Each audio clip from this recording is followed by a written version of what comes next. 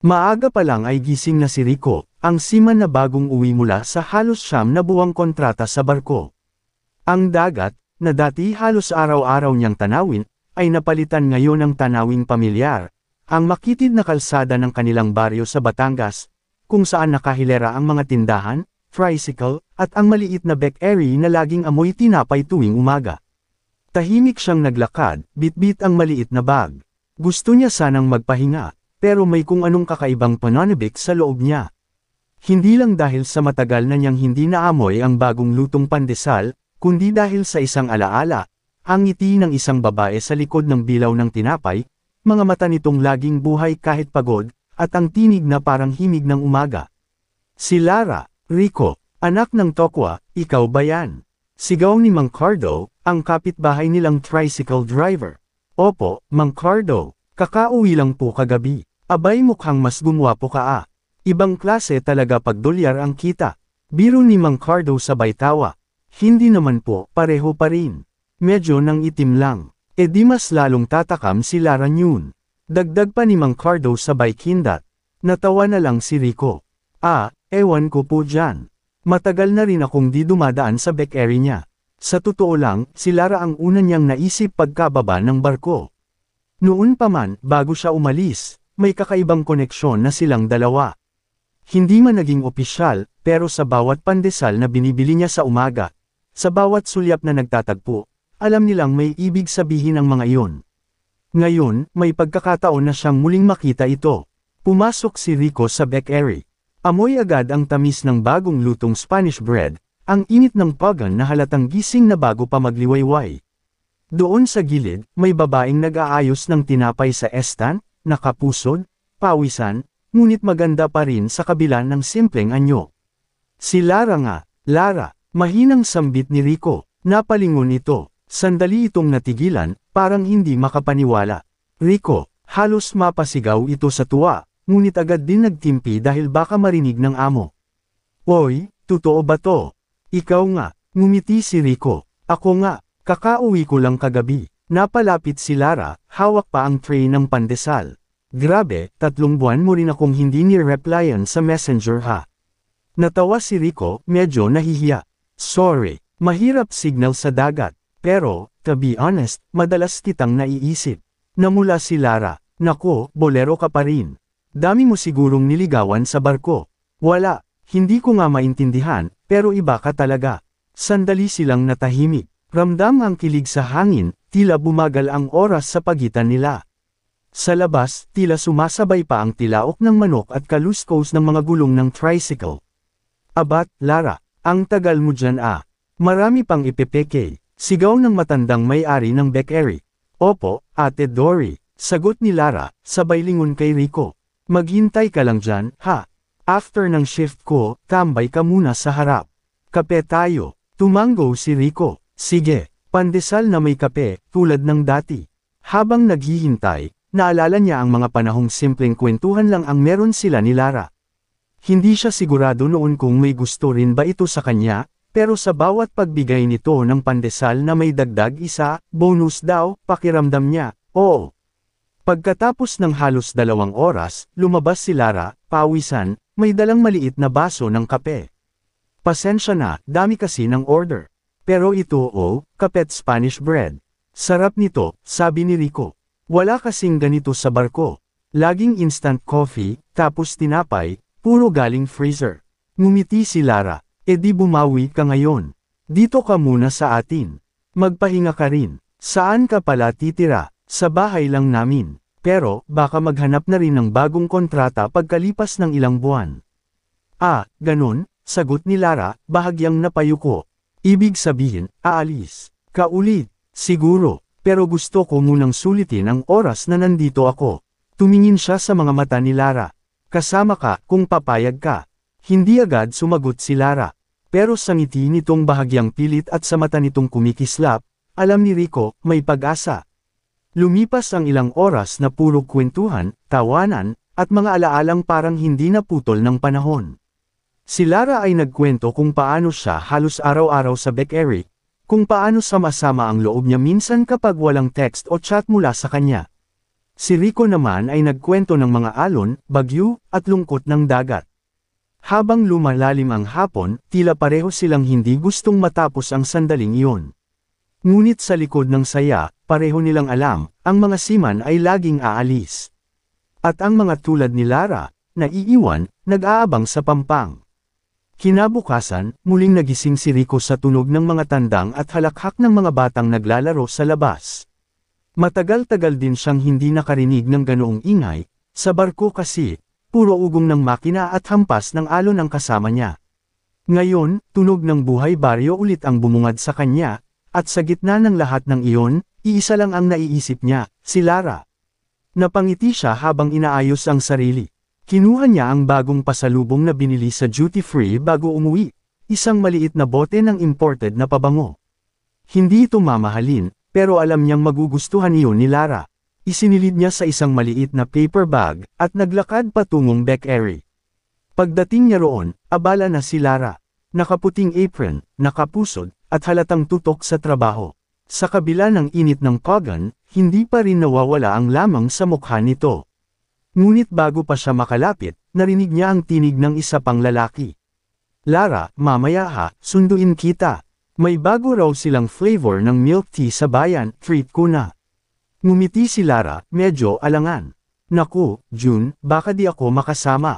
Marami pa kaming gagawin dito. Kahit saglit lang. Alam mo namang gusto lang kitang makasama, kahit sandali, sabi ng lalaki sa bike hindat. Tahimik lang si Rico, nakatayo sa labas ng pinto. Parang biglang lumamig ang umaga. Si June pala, kababatang matagal nang nanliligaw kay Lara, kahit noon pa bago siya umalis. Nang makitang nandoon si Rico, ngumiti si June, ngunit may halong kompetisyon sa tingin. Oh, andito pala si Rico. The balikbayan seaman. Kamusta? Dolyares ka na ulit. Ngumiti si Rico, pilit. Ayos lang. Ikaw, steady pa rin. Oo naman, sagot ni June. Hindi tulad mo, andito lang ako sa Pinas. Di umaalis. Ngumiti si Lara, halatang naiilang. Sige na June, balik ka na muna sa palengke. Baka hanapin ka ni nanay mo. Tumango si June, pero bago umalis ay sinulyapan si Rico. Ingat ka, pare. Baka masanay ka sa init dito, di tulad ng lamig ng barko. Umalis si June, at naiwan ang katahimikan. Pasensya ka na ha, sabi ni Lara. Matagal na kasi si June dito. Minsan hindi ko na alam kung paano siya tatanggihan. Walang problema, sagot ni Rico. Wala naman akong karapatang magselos, di ba? Tumingin si Lara sa kanya. Hindi ko sinabing wala kang karapatan. Napalunok si Rico. Ibig mong sabihin. Ngumiti si Lara. Ibig kong sabihin, kung gusto mong may karapatan ka, gawin mo ng totoo. Sa unang pagkakataon, naramdaman ni Rico na hindi lang siya bisita sa buhay ni Lara. Na baka, sa pagkakataong ito, may laban siya. Inabot niya ang paper bag. Pasalubong ko sa'yo. Ay, para sa akin. Oo, maliit lang yan, pero galing yan sa gitna ng dagat. Binuksan ni Lara ang bag, at naamoy ang bango ng pabango. Ang bango nito, Rico. Salamat ha, bagay sa'yo, sabi niya, sabay tingin sa mga mata nito. Namula si Lara, baka maubos yan kakaspray ko, di bale. Kung maubos man, bibigyan ulit kita bago ako umalis. Natahimik silang pareho, kasi doon pumasok ang katotohanang ayaw pa nilang. Pag-usapan, aalis ulit si Rico balang araw. Habang nagkakape sila sa gilid ng deck area, napag-usapan nila ang buhay sa barko. Alam mo, sabi ni Rico, sa dagat, kahit may signal ka, parang malayo ka pa rin. Yung mga bituin, yun lang ang kasama mo. Minsan naiisip ko, baka yung mga bituin na yon, tinitingnan mo rin dito. Ngumiti si Lara, minsan nga, tinitingnan ko rin ang langit. Tapos naiisip ko, baka nasa ilalim ka yun. Ganun nga siguro, sabi ni Rico. Kaya siguro kahit malayo, parang malapit pa rin. Maya-maya ay dumating si Ate Dory, may-ari ng deck area. Lara, anong oras na, ha? Pagkakape mo, balik na dito. Rico, ikaw, tulungan mo nga tong si Lara. Dalhin mo sa kabilang kanto yung mga tray ng pandesal. Walang problema po, sagot ni Rico. Nagkatinginan sila ni Lara at sabay natawa. Aba, seaman na delivery boy pa. Biro ni Lara, at least, libre ang kargador mo, sagot ni Rico sabay kindat. Habang naglalakad sila papunta sa kabilang kanto, dahan-dahan na rin silang nagkukwento tungkol sa mga pangarap. Si Lara, gusto sanang magtayo ng sariling maliit na bakery balang araw. Si Rico naman, gusto nang makaipon ng sapat para hindi na siya kailangang umalis. Gusto kong may bahay, maliit lang, may sariling pagan, at ikaw ang gumagawa ng tinapay, sabi ni Rico. Ngumiti si Lara, at ikaw naman ang kape. Oo, ikaw ang init, ako ang pait. Pero bagay tayo. Pagdating sa kanto, biglang umambon. Walang payong, kaya pareho silang tumakbo papasok sa isang maliit na waiting shed. Natawa si Lara habang nagtatago sa ilalim ng balikat ni Rico. Ang swerte mo, malaki ka. Hindi ako nababasa. At swerte mo rin, kasi ako ang nababasa, sagot ni Rico sabay tawa. Habang patuloy ang ambon, nagsimula silang manahimik. Ang mga patak ng ulan, parang musika na lang sa paligid. Hindi nila kailangang magsalita. Sapat na ang presensya ng isa't isa. Pagkatapos ng ilang sandali, marahan na lamang nagsalita si Lara. Rico, pag umalis ka ulit, babalik ka pa ba? Tumingin si Rico sa kanya, seryoso. Babalik ako, hindi lang dahil sa pamilya ko, kundi dahil may dahilan na akong gustong balikan. Tumingin si Lara sa kanya, at sa wakas, hindi na niya itinago ang ngiti na matagal na niyang pinipigilan. Kung ganun, aabangan kita. Pero sana, pagbalik mo, hindi lang pandesal ang dala mo. Anong gusto mong dala ko? Panghabang buhay na pangako, sagot ni Lara sabay tawa, pero halatang totoo ang ibig sabihin. Nang huminto ang ulan, lumabas silang dalawa. Ngunit hindi lang ulan ang huminto, parang pati oras, at ang pagitan nila, natunaw na rin. Hindi na sila magkaibigan lang. May unti-unting umuusbong, tahimik pero totoo. At habang naglalakad silang magkasabay pabalik ng bakery, parehong hindi nila alam kung saan haantong ang kanilang kwento. Pero alam nilang nagsisimula na ang isang bagay na hindi kayang itago ng dagat, ulan, o distansya. Mabilis ang mga sumunod na araw para kay Rico. Halos araw-araw siyang dumadaan sa bakery, kunwari bumibili lang ng pandesal o Spanish bread, pero sa totoo lang, gusto lang niyang makita si Lara. Minsan, tinutulungan niya itong magbitbit ng harina, minsan naman, hinahatid pa uwi kapag tanghali na at tirek ang araw. Sa mga sandaling iyon, kahit walang formal na pag-amin, alam nilang pareho, may namamagitan na. Ngunit tulad ng lahat ng magandang simula, may mga matang nakamasid.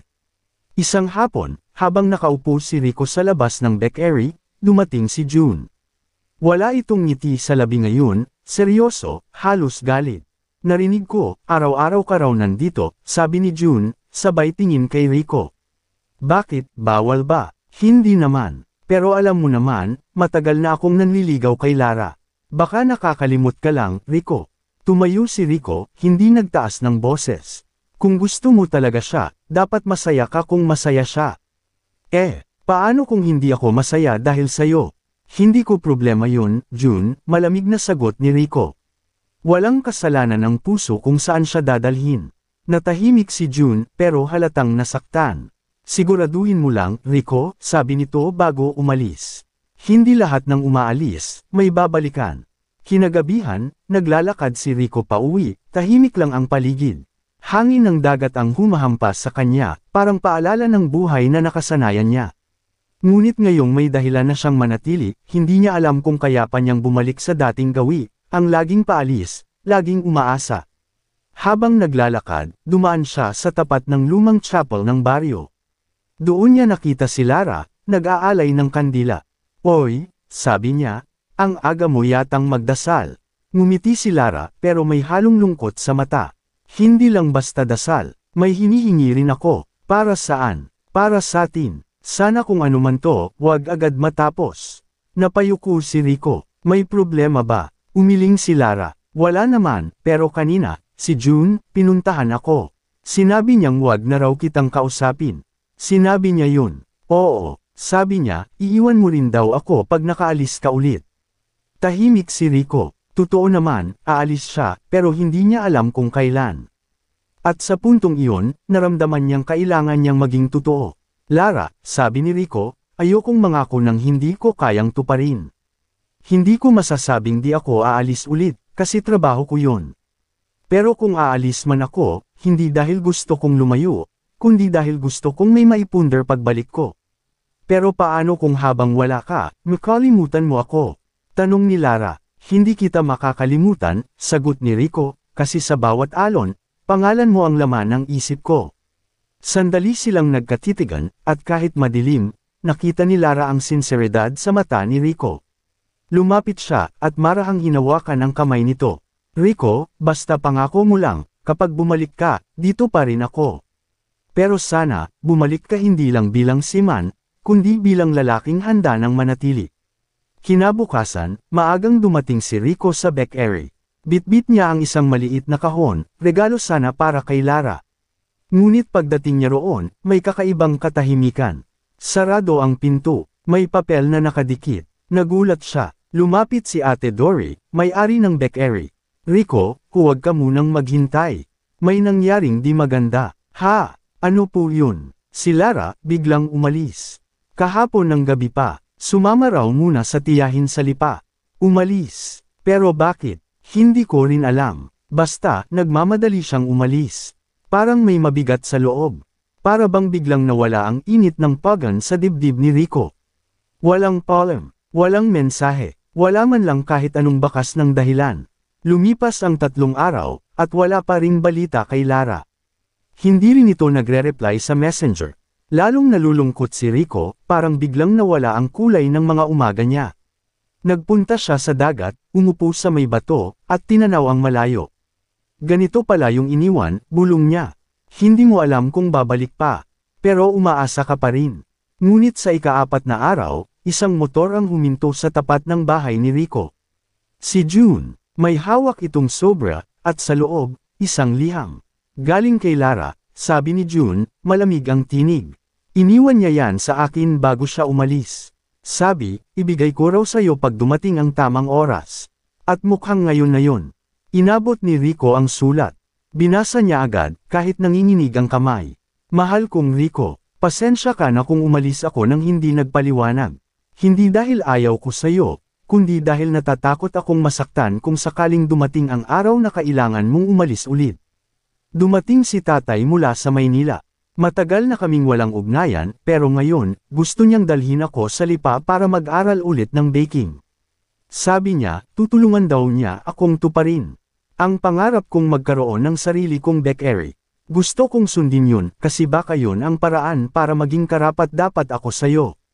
Kaya kung sakaling umalis ka ulit, sana pagbalik mo, sabay nating simulan yung pangarap na tinapay at kape, ikaw at ako. Hindi to palem, Rico. Isa lang tong pahinga. Kung para talaga tayo sa isa't isa, kahit ilang alon o distansya, babalik tayo sa iisang pampang. Lara, nang matapos niyang basahin, napayuko si Rico. Hindi niya alam kung iiyak ba o ngingiti. Masakit pero may pag-asa. Umalis si Lara, pero hindi siya iniwan. Pinili lang nitong ayusin ang sarili para sa kanilang dalawa. Tinignan niya ang dagat sa malayo. Ngayon, alam niya na hindi pa tapos ang kwento nila. Ang pag-ibig, tulad ng alon, minsan humihinto, pero babalik din sa pampang kung saan ito nagsimula. Lumipas ang 2 linggo mula nang umalis si Lara. Tahimik ang mga araw ni Rico. Wala na siyang dinaraanan tuwing umaga, wala nang ngiting sasalubong sa kanya sa Beck Airy. Ang dating amoy ng tinapay na bumubungad sa kanya tuwing umaga, napalitan ng amoy ng alat ng hangin at kalawang ng lumang bangka sa dalampasigan. Madalas siyang makaupo sa tapat ng dagat, pareho ng lugar kung saan dati silang nagkakape ni Lara. Hawak-hawak pa rin niya minsan ang sulat nito, paulit-ulit na binabasa. Bawat salita, parang tinig ng babaeng unti-unting naging dahilan ng bawat tibok ng puso niya. Ngunit dumating na rin ang araw na kinatatakutan niya, ang tawag mula sa agency. Rico, may slot ka na. Singapore to Norway route, sabi ni Sir Ben, ang manang manager. Matagal na biyahe yan, sir. 6 na buwan. Magandang kontrata, mataas ang sahod. Alam kong kailangan mo ito. Tahimik si Rico. Kailangan niya nga. Pero sa loob-loob niya, tinanong niya ang sarili, pera lang ba talaga ang hanap ko ngayon? Pagkatapos ng tawag, tumingin siya sa langit. Maaliwalas, pero mabigat sa dibdib. Kinuha niya ang cellphone, binuksan ang messenger, at nag-type. Lara, may kontrata ulit ako. Aalis ako sa susunod na buwan. Pero kahit saan ako makarating, dala ko pa rin ang pangako mo. Hindi niya alam kung mababasa iyon ni Lara, pero pinadala niya pa rin. Sa isip niya, baka kahit sa kabilang dulo ng Pilipinas, maramdaman ni Lara ang mensaheng yun. Makalipas ang ilang araw, nagdesisyon si Rico na muling maghanda para sa biyahe. Tinulungan siya ng mga kapitbahay, at halos buong barangay ang nakakaalam. Rico, balik dagat ka na naman sabi ni Mang Cardo. Huwag mo na sanang sayangin yung kinikita mo. Ipon ka na ha. Oo naman, Mang Cardo, sagot ni Rico. May plano na ako. Hindi lang niya sinabi kung sino o ano ang dahilan ng planong yun. Isang gabi, bago tuluyang bumalik sa Maynila para asikasuhin ang papeles, dumaan si Rico sa lumang chapel kung saan huling nagdasal si Lara. Naglagay siya ng kandila, tahimik na panalangin, payak na pakiusap. Panginoon, sana pagbalik ko, matupad na yung pangako naming dalawa. Sana siya pa rin. Sana kami pa rin. Habang nakayuko siya, narinig niya ang tinig ng matandang babae sa likod. Anak, minsan ang dasal, hindi lang para sa pag-ibig. Minsan, para sa tiyaga. Ngumiti si Rico, sabay sagot, opo. Pero minsan, yung pag-ibig din ang nagbibigay ng tiyaga. Kinabukasan, umalis siya ng Batangas. Sa bus papuntang Maynila, hawak niya ang maliit na kahon na dapat sana ay ibibigay kay Lara. Sa loob nito ay isang simpleng pendant, hugis anchor. Sabi nga niya noon, para kahit saan ako pumunta, may tali pa rin akong babalikan. Ngunit habang bumabaybay ang bus sa highway, tumunog ang cellphone niya. Isang messenger notification. Pagbukas niya, isang mensahe mula kay Lara. Rico, kamusta ka? Pasensya na kung ngayon lang ako nakapagparamdam. Nag-aaral ako dito sa Lipa, at totoo yung sinabi ko sa sulat, gusto kong matupad yung pangarap natin, pero nalaman kong aalis ka ulit. Gusto kong makita ka bago ka umalis. Pwede ba? Parang tumigil ang mundo ni Rico sa pagbasa ng mensaheng iyon. Mabilis niyang tinignan ang petsa, araw na mismo ng biyahe niya papuntang agency. Pagdating sa Maynila, hindi siya mapakali. Isang bahagi sa kanya ang gustong dumiretso sa agency para hindi masayang ang pagkakataon. Pero may bahagi ring nagsasabing paano kung ito na ang huling pagkakataon na makita niya si Lara bago ang mahabang paglalayag. Nang gabing iyon, habang hawak niya ang tiket ng flight sa Singapore, tinawagan niya si Lara. Lara, Rico, halos mapasigaw ito sa kabilang linya. Saan ka? Nasa Maynila na. Flight ko bukas. Tahimik sa kabilang linya. Bukas, bulong ni Lara. Gusto ko sanang pumunta, pero may klase ako hanggang hapon.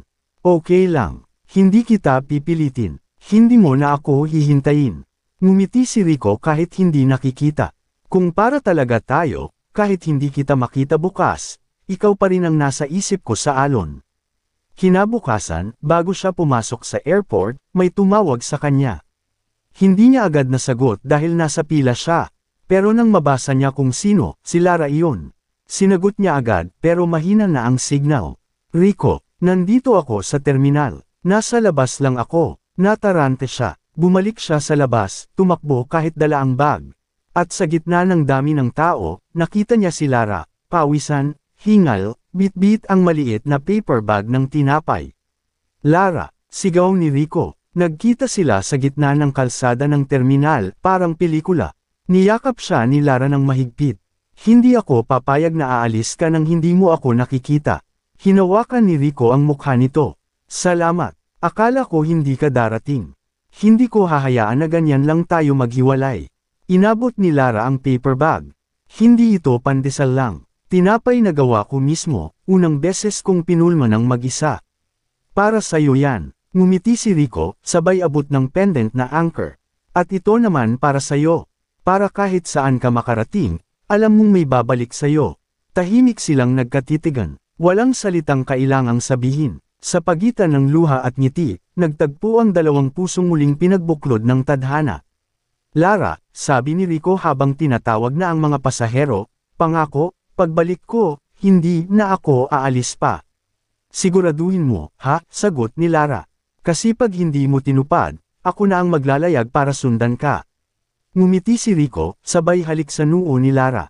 Hindi mo na kailangang maglayag, kasi ikaw na ang pampang ko. Habang naglalakad siya papasok sa terminal, hawak pa rin ni Lara ang pendant, mahigpit. Tumangala siya sa langit, huminga ng malalim, at nginitian ang araw. Sa kabilang dulo ng airport window, lumingon si Rico bago pumasok sa gate. Ngumiti rin siya, at sa gitna ng ingay ng mga anunsyo at yabag ng mga paa, iisa lang ang narinig ng puso niya. Maghintay ka, babalik ako. Deck Eric, dito, makikita natin kung paano haharapin ni Rico ang mga pagsubok sa dagat, ang lungkot, tukso, at pangungulila, habang patuloy na umaasa sa pangako nilang dalawa ni Lara. 5 araw matapos umalis si Rico sa Pilipinas, nasa kalagitnaan na sila ng karagatan patungong Singapore. Sa unang gabi pa lang sa barko, ramdam niya na agad ang bigat ng katahimikan. Iba ang lamig ng hangin sa gitna ng dagat, hindi lang ito hamog, kundi lungkot na walang kasabay. Sanay na siya rito, pero ngayong may iniwan siyang dahilan sa lupa, tila mas mabigat ang bawat hampas ng alon. Sa mess hall, nakasama niya ang ilan sa mga dati niyang kasamahan, sina Alan at Tomas, parehong veterano sa dagat.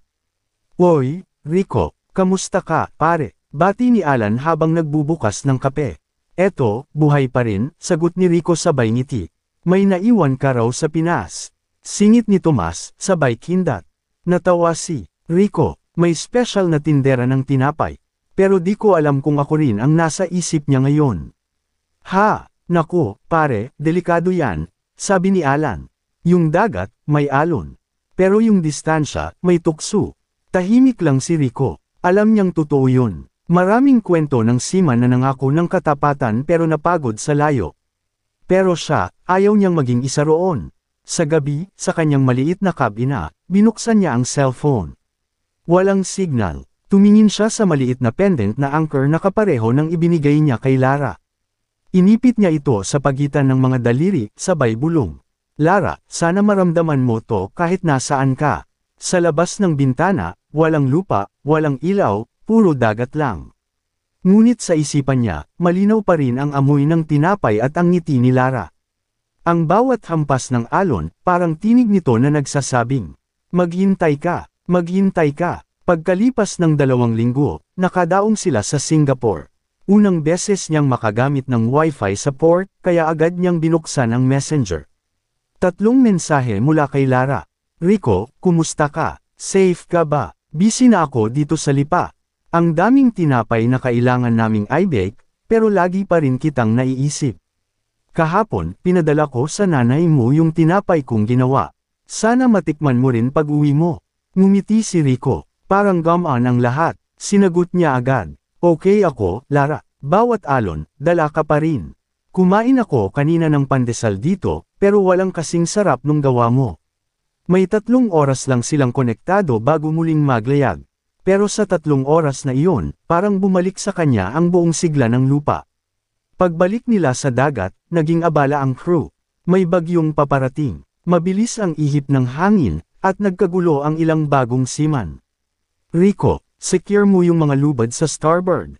Sigaw ng kapitan. "Opo, sir." Sa gitna ng ulan at hampas ng alon, ginawa ni Rico ang trabaho.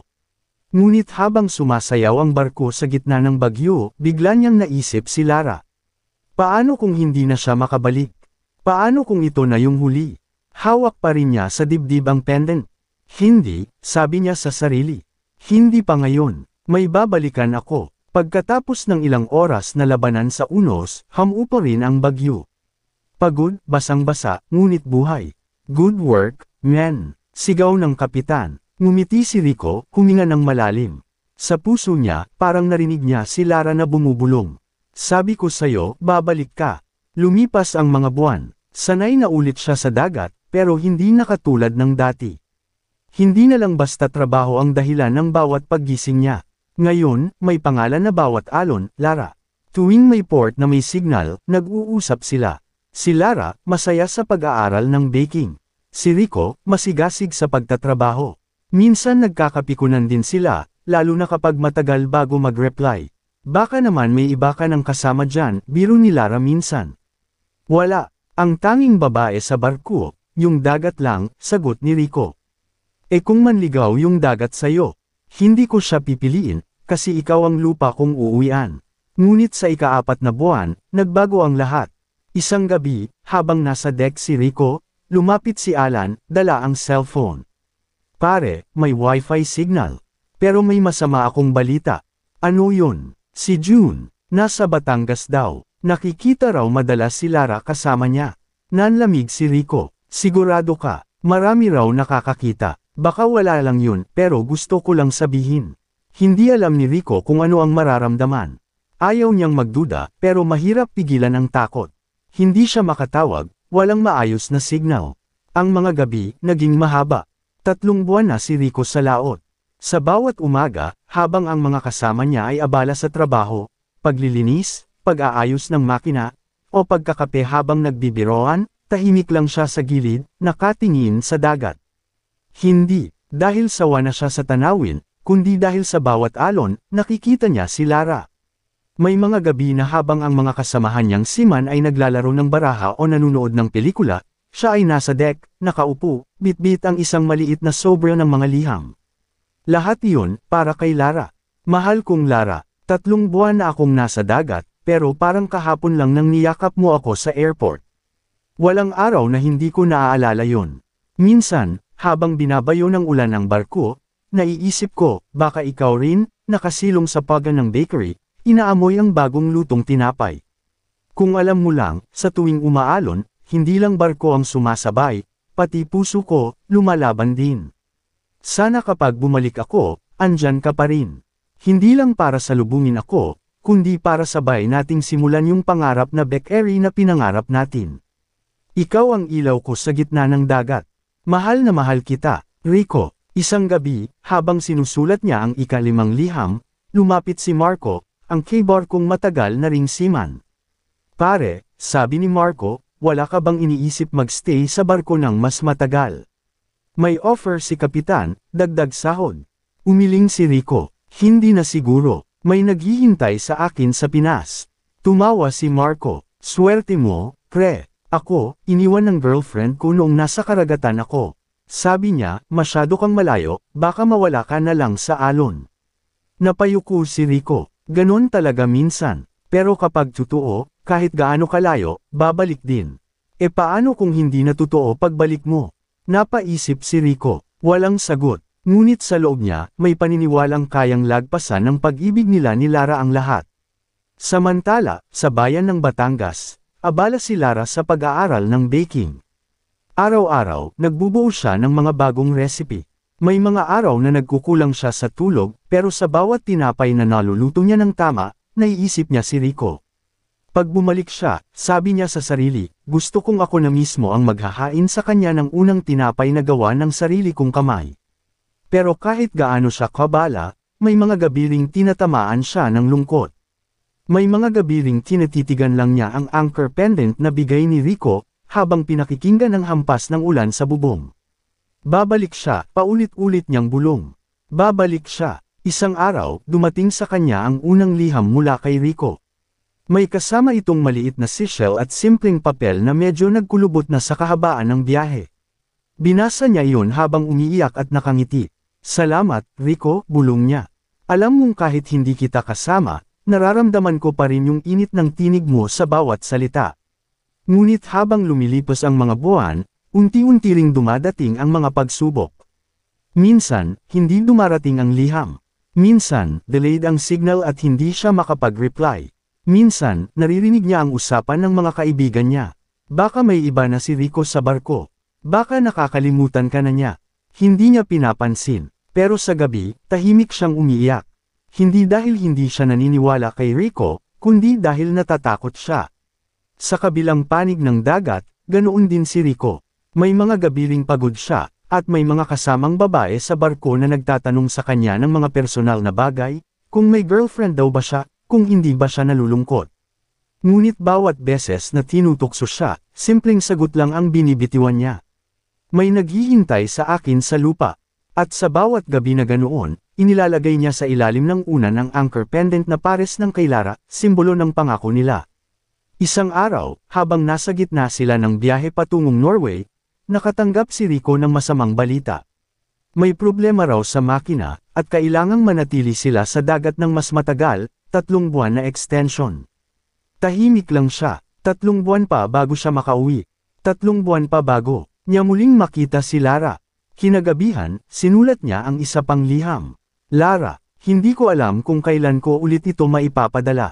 May problema sa barko, kaya baka matagalan pa ako bago makauwi. Pasensya ka na kung laging delay ang mga sulat ko, pero tandaan mo, hindi ako nawawala. Kapag nakikita mo ang alon sa pampang, isipin mong ako yun, hinahaplos ka kahit malayo. Kapag naamoy mo ang tinapay, isipin mong yun ang yakap ko. At kapag sumikat ang araw, isipin mong yun ang ngiti ko para sa'yo. Mahal na mahal kita, kapit lang tayo, Lara. Walang bagyong makakaawat sa atin. Rico, at sa oras na iyon, habang binubuo niya ang liham, biglang kumidlat sa labas, senyales ng paparating na bagyo.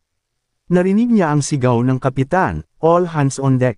Agad niyang itinupi ang liham, inilagay sa loob ng kanyang jacket, at tumakbo palabas ng silid. Habang bumubuhos ang ulan at hinahampas ng alon ang barko, isang dasal lang ang laman ng isip ni Rico. Panginoon, iligtas mo kami. Iligtas mo ako. Kailangan ko pang makabalik kay Lara.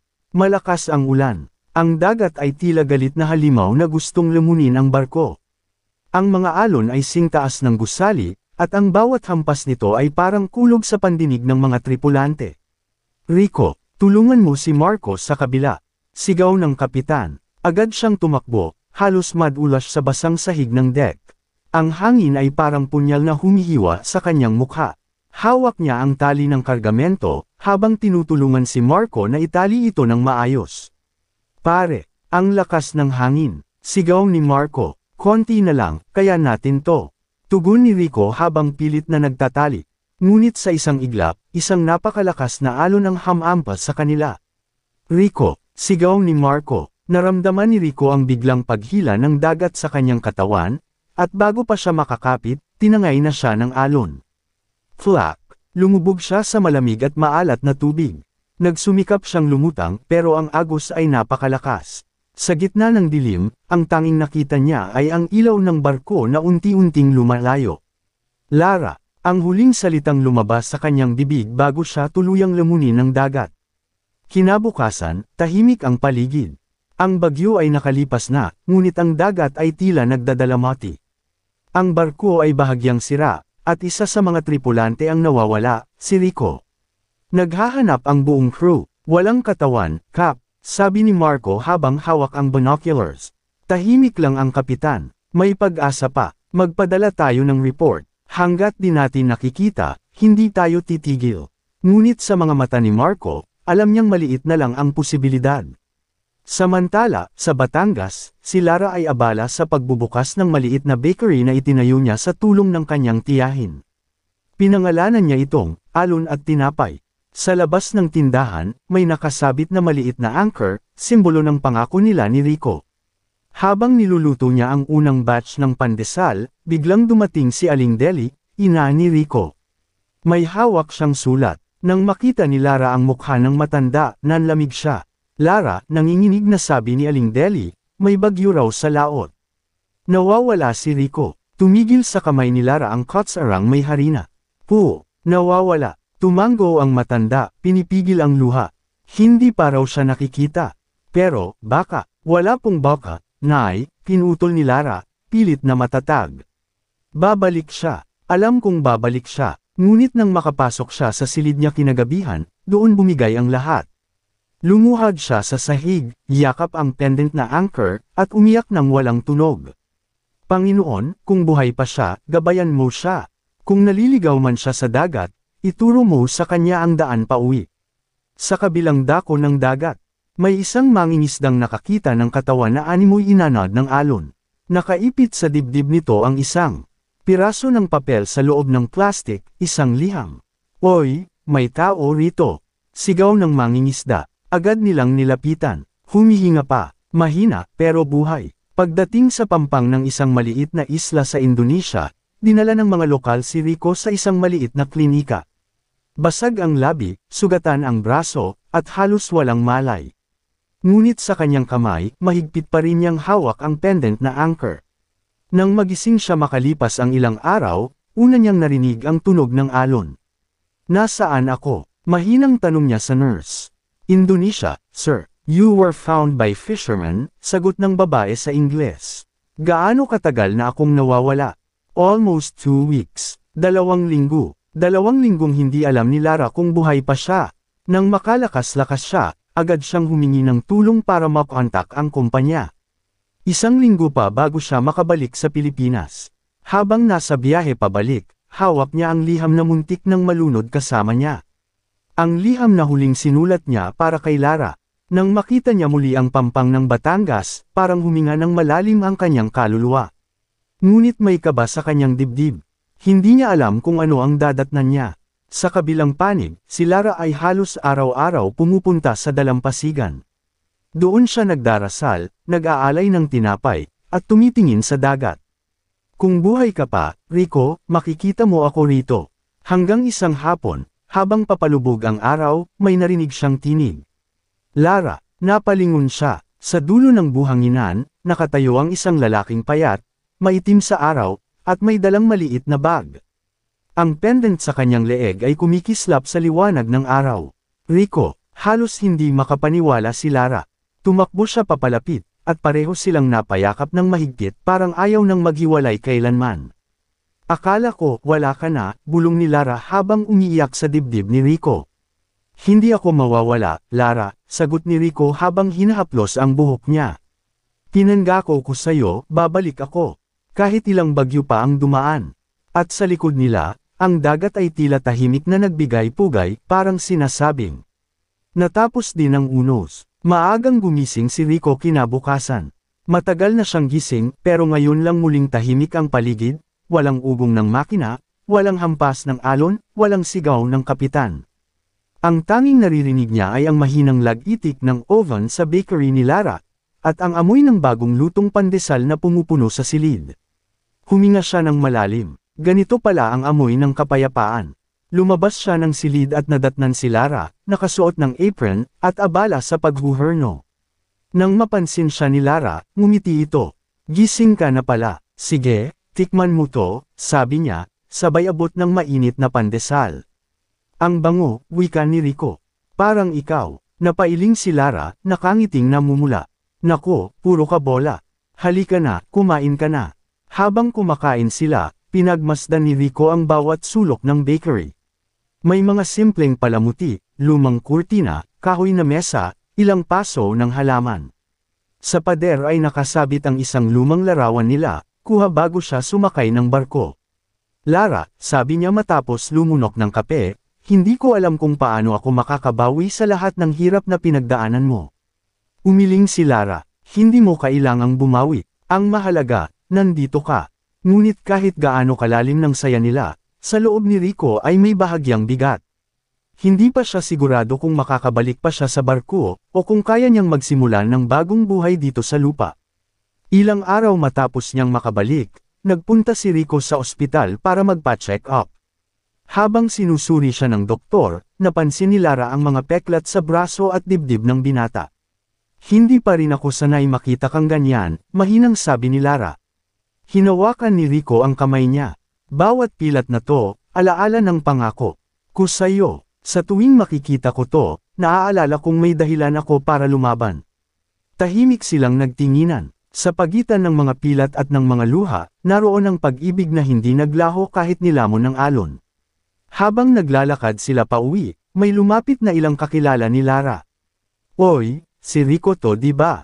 Yung seaman na nawawala noon. Oo nga. Akala namin, wala na eh.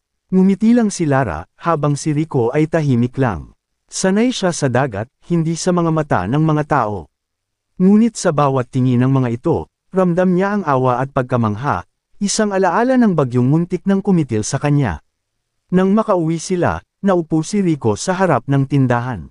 Tinitigan niya ang karatulang, alon at tinapay, at napangiti. Lara, ang ganda ng pangalan nito. Parang tayo, may unos, pero may lamang.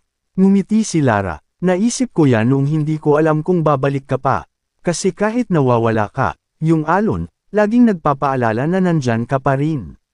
Tahimik silang nagyakap, habang sa malayo ay kumikislap ang dagat sa ilalim ng araw.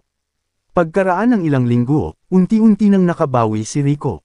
Tumulong siya sa bakery, nagdadala ng harina, nag-aayos ng kahon, minsan ay nagluluto rin ng tinapay. Hindi ako sanay dito, natatawang sabi niya habang pinapawisan. E di masanay ka na, biro ni Lara. Dito ka na sa tabi ko, hindi na sa laot. Habang tumatagal, napansin ni Lara na tahimik si Rico tuwing gabi. Madalas itong nakatingin sa labas, sa direksyon ng dagat. Mahal, namimiss mo ba ang barko? Tanong niya minsan. Bahagyang tumanggaw si Rico. Oo, pero mas namimiss kita kapag wala ka sa tabi ko. Siguro, gusto ko lang maramdaman na kahit hindi ako nasa dagat, kaya ko pa ring maging ako. Ngumiti si Lara. Kaya mo yan, Rico. Hindi lang dagat ang tahanan mo. Minsan, ang puso mo na mismo ang daungan. Isang araw, dumating ang dating kapitan ni Rico. Rico, mabuti at buhay ka, sabi nito habang nakikipagkamay. Salamat, Kap. Buti po nakita niyo ako rito. Ngumiti ang kapitan, pero may dala siyang dokumento. Alam kong gusto mong magpahinga, pero may bakanting posisyon sa susunod na biyahe, mas mataas na sahod. Kung gusto mong bumalik, isang tawag lang. Tahimik si Rico. Tumingin siya kay Lara, na abala sa loob ng bakery, nag-aayos ng mga tinapay na bagong hurno. Ang araw ay tumatama sa buhok nito, at ang mukha niya ay puno ng saya. Ngunit sa loob ni Rico, may naglalaban, ang pangarap niyang magtagumpay bilang seaman, at ang katahimikang natagpuan niya kay Lara. Kap, mahinang sagot ni Rico, salamat po. Pero siguro, sa pagkakataong to, dito muna ako sa lupa. Sigurado ka? Tanong ng kapitan. Tumanggaw siya. Oo, Kap, dito muna ako. May barkong kailangan kong alagaan, yung tahanan namin ni Lara. Ngumiti ang kapitan at tinapik siya sa balikat. Iba ka talaga, Rico. Hindi lang seaman, lalaking marunong pumili ng daungan. Kinagabihan, sabay silang naglakad papunta sa dalampasigan. Tahimik lang silang dalawa, hanggang sa nagsalita si Lara. Akala ko noon, mawawala ka na sakin. Pero siguro, totoo nga, pag para sa'yo, babalik kahit anong unos. Babalik at babalik, sagot ni Rico, sabay hawak sa kamay niya. Hindi ko kayang iwan ka. At kahit bumalik man ako sa dagat balang araw, lagi kong tatandaan kung saan ako uuwi.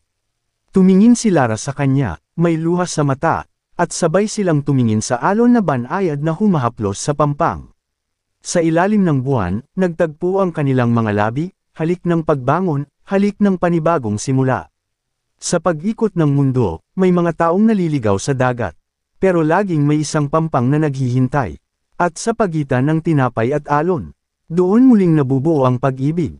Makalipas ang ilang buwan, naging kilala na sa bayan ng Batangas ang alon at tinapay.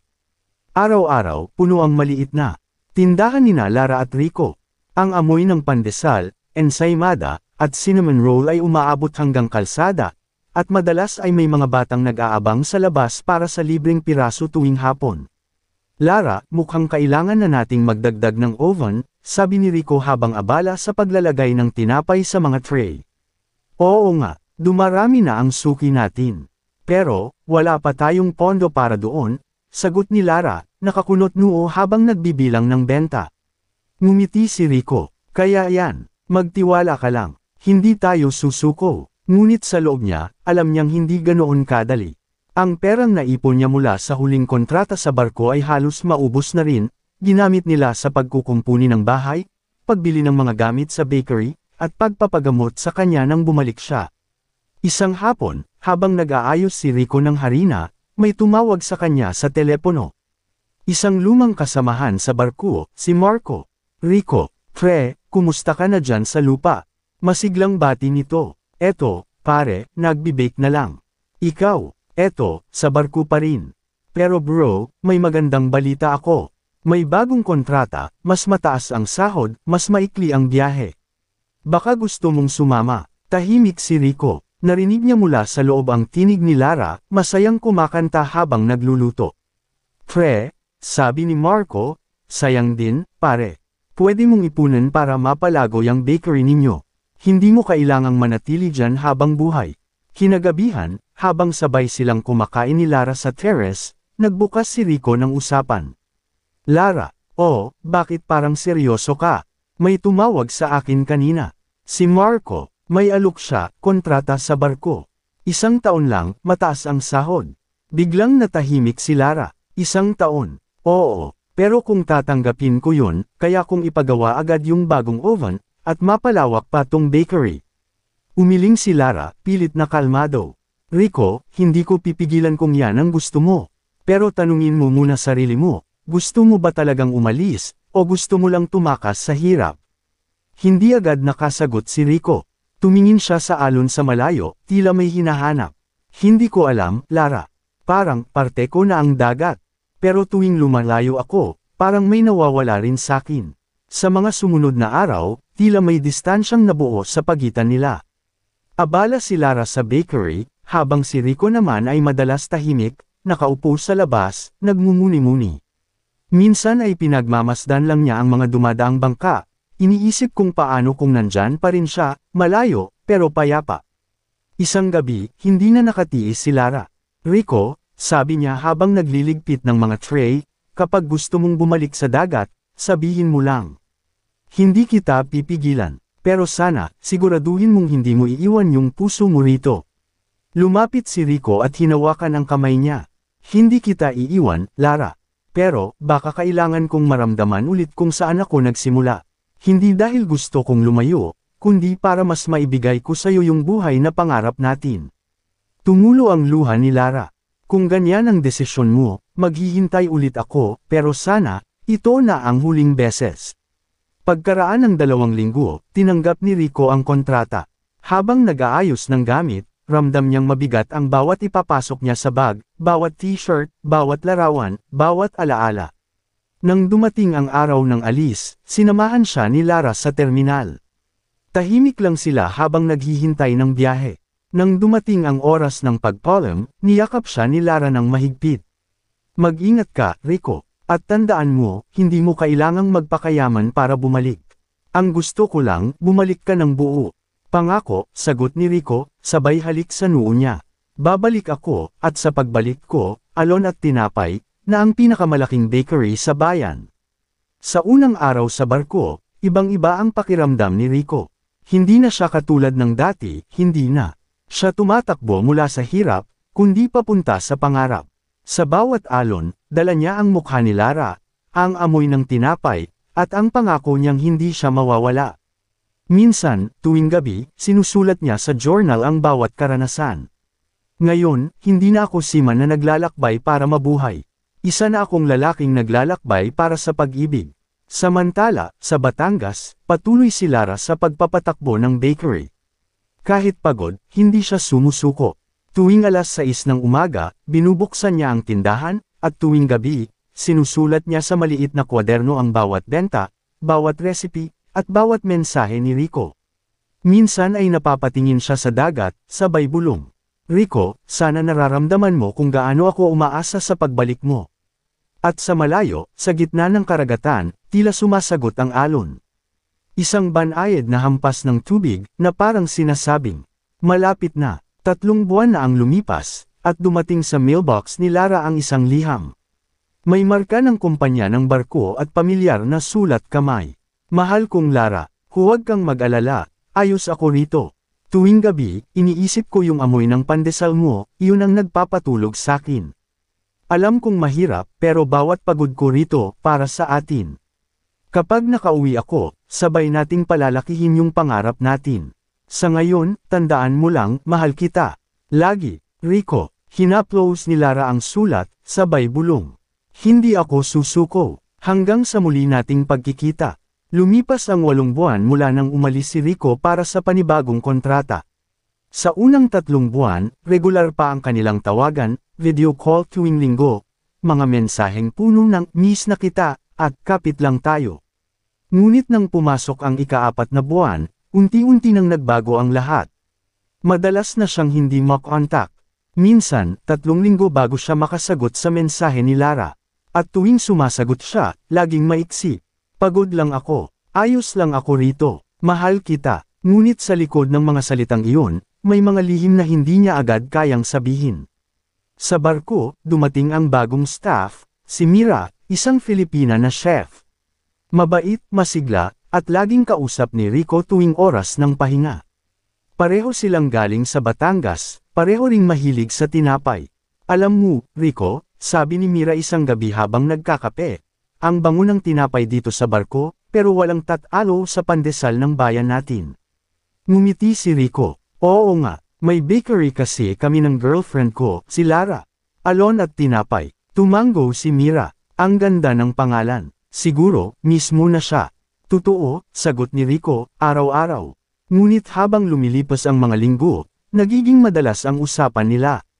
Minsan, nagtutulungan sila sa kusina, nagtatawanan, at may mga sandaling nakalimutan ni Rico kung gaano kalayo siya sa lupa. Samantala, sa Batangas, abala si Lara sa bakery. Dumarami na ang suki at nakapagpundar na rin siya ng bagong oven. Ngunit sa kabila ng mga ngiti, may lungkot sa kanyang mga mata. Hindi dahil sa pagod, kundi sa katahimikan ni Rico. Isang gabi, hindi na niya napigilan ang sarili at sumulat siya. Mahal kong Rico, 8 buwan na mula nang umalis ka.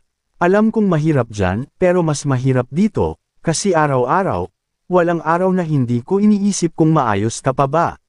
Minsan, iniisip ko kung ako pa rin ang laman ng puso mo. Hindi ko alam kung kailan ka babalik, pero sana, kapag bumalik ka, dala mo pa rin yung pag-ibig na ipinangako mo noon. Ang bakery, lumalago, pero ang puso ko, parang naghihintay pa rin sa hangin galing sa dagat. Mahal na mahal kita, kahit mahirap umasa.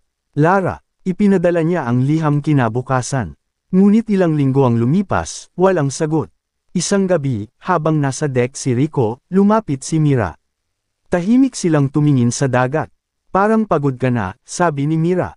Pagod lang siguro sa biyahe. Sagot ni Rico, pero halatang may bigat sa boses. Kung may problema ka, pwede mong sabihin, sabi ni Mira. Tumingin si Rico sa kanya, at sa sandaling iyon, parang sandaling nawala si Lara sa isip niya. Ngunit bago pa siya makapagsalita, biglang dumating ang kapitan. Rico, may tawag ka mula sa Pilipinas. Agad siyang tumakbo sa opisina. Pagkabukas ng linya, narinig niya ang tinig ni Lara, mahina, nanginginig. Rico, si mama mo, nasa ospital. Agad siyang nagpaalam sa kapitan at sinubukang makauwi sa lalong madaling panahon. Pagdating sa Pilipinas, dumiretso siya sa ospital. Nakita niya si Aling Deli, mahina pero nakangiti. Anak, salamat at nakauwi ka. Mahal na mahal kita. Ma, sagot ni Rico, sabay halik sa kamay nito. Sa tabi, tahimik lang si Lara. Hindi niya alam kung paano sisimulan ang mga salitang gustong lumabas sa bibig niya. Ang saya ng pagkikita nila ay may halong kaba at tanong. Bakit tila may distansya na sa pagitan nila? Makaraan ang ilang araw, habang nag-aalaga sila kay Aling Deli, may dumating na mensahe sa telepono ni Rico. Rico, kumusta ka na? Sana ayos lang nanay mo. Miss ko na yung mga kwentuhan natin, Mira. Nakita iyon ni Lara. Tahimik lang siya, pero ramdam ni Rico ang bigat ng kanyang tingin. Lara, hindi iyon. Umiling si Lara. Hindi ko kailangan ng paliwanag, Rico. Gusto ko lang malaman, ako pa rin ba ang dahilan kung bakit lumalaban ka? Tumingin siya sa kanya, may luhas sa mata. Oo, Lara, ikaw pa rin. Wala nang iba. Pero minsan, hindi ko alam kung sapat pa ako para sa'yo. Lumapit si Lara at hinawakan ang kamay niya. Rico, hindi mo kailangang maging perpekto. Ang mahalaga, totoo ka. Ang pag-ibig, hindi nasusukat sa layo o ganda ng kwento, nasusukat yan sa kung sino ang pipiliin mong yakapin sa dulo ng lahat ng unos. Pagkalipas ng ilang linggo, gumaling si Aling Deli.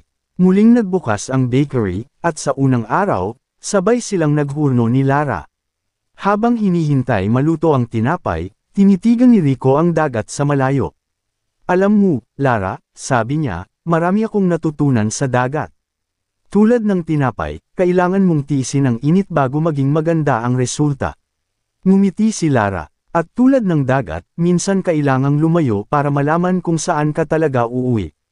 Nagyakap silang dalawa. Sa labas, humahaplos ang simoy ng hangin na amoy alat at harina, amoy ng alon at tinapay. Pagkaraan ng 2 taon, lumago ang kanilang negosyo. May branch na sila sa bayan, at si Rico ay hindi na bumalik sa barko. Nagtuturo na siya ng baking sa mga kabataan, at tuwing gabi, sabay silang lumalakad ni Lara sa tabing dagat. Naalala mo noong una nating usapan? Tanong ni Lara, na kahit anong bagyo, babalik ka pa rin. Ngumiti si Rico, sabay sagot. Bumalik nga ako, hindi lang sa lupa, kundi sa'yo. Wakas.